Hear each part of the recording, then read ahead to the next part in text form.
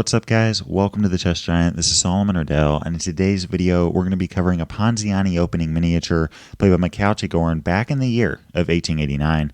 And if you haven't heard of the Ponziani Opening before, it starts off with e4 and following e5 playing knight f3, naturally developing this knight and putting some pressure on the centralized pawn, and following knight c6, defending it. There's a ton of good options here for white. We can play bishop c4 with the Giuoco Piano or Italian game, the Ruy Lopez, Scotch game or Scotch Gambit, or even the three knights variation. But there's a very rare but strong move in c3, the Ponziani Opening, looking to play d4, and there's a ton of opening theory on the Ponziani. But part of playing an opening well is not just knowing the theory, but knowing how to utilize it. So in today's video, we're going to see this opening in action, and the game continued with d5. d5 makes a ton of sense. Usually, white would play a move like bishop c4, bishop e5, or knight c3, which pretty much hinders d5 from being played. But now d5, because of c3, can totally be played, and if e takes d5, black could continue with queen takes d5, followed by bishop g4, putting pressure on f3, castling queenside, maybe even moves like knight f6, bishop c5, e4 options are in the mix. We do not want to take this pawn on d5, but instead, just like Chigorin did, play queen a4, defending the pawn on e4, and also attacking the knight on c6. This knight on c6 is pinned, and we're currently threatening playing knight takes e5 since that knight is pinned. So here black went with the main option of f6, simply defending the pawn on e5. And now we see again the best move from Chigorin, bishop b5, both the queen and the bishop gaining up in a battery ram type fashion on the knight on c6, and following knight e7, taking on d5. And now after queen takes d5, the main line for white is playing d4, but here Chigorin played castling kingside and then played d4, fighting for the center of the board.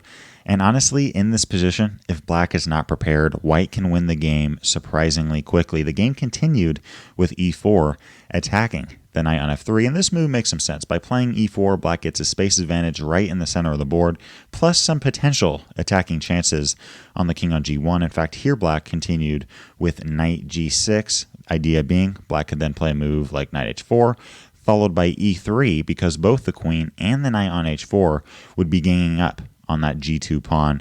So knight h4 is a very viable option for black going forward, but we're not going to let the queen on d5 stay there. We're not going to play passive moves like a3 and knight a3 and let black checkmate our king, but play bishop c4, just like Chigorin did, attacking the queen.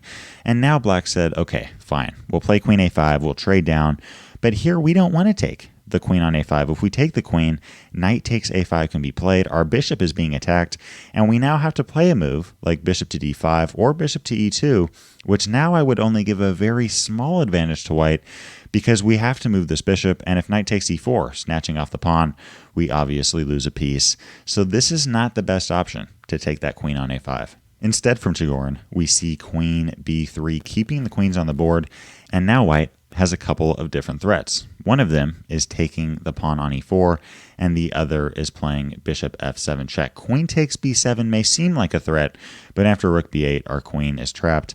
And here black, instead of castling queenside, decided to play f5, holding onto the pawn. I do think this was a mistake, because now white, instead of getting a pawn, gets a huge attack on the king by playing bishop f7 check. And now black has a couple of different options. One of them is going to d8, in which case I still give a huge advantage to white, but here black played king e7, which was a very bold and honestly bad decision. The reason black probably played this was the fact that this bishop on f7 is a little bit potentially awkwardly placed, meaning that this bishop is being protected by the queen on b3.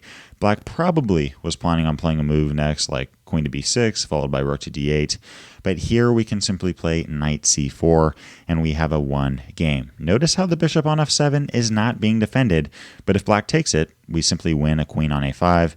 And now black can't even try to trade down queens. I mean, in this position, black can't play queen a4, queen b4, queen b5, or queen b6, attacking our queen because of the queen covering these squares, and the knight on c4 attacking both the queen and the square on b6. So we see the move queen a6, very awkward position for the queen, and now Chigorin delivers a beautiful mate in two with bishop g5 check, forcing the king to take on f7, and now knight d6 checkmate, game over. I love this mate, the knight and the queen both attacking the king on f7, and with this bishop slicing down on e7 and f6, we have ourselves a game over at move 15 coming out of the Ponziani opening. If you'd like to learn the theory behind the Ponziani opening, click the video to the left. If you'd like to explore more chess openings in general, click the playlist to the right. Leave a comment to let me know what other videos you'd like to see covered on this channel. And as always, I appreciate you guys. Thanks for watching. Peace.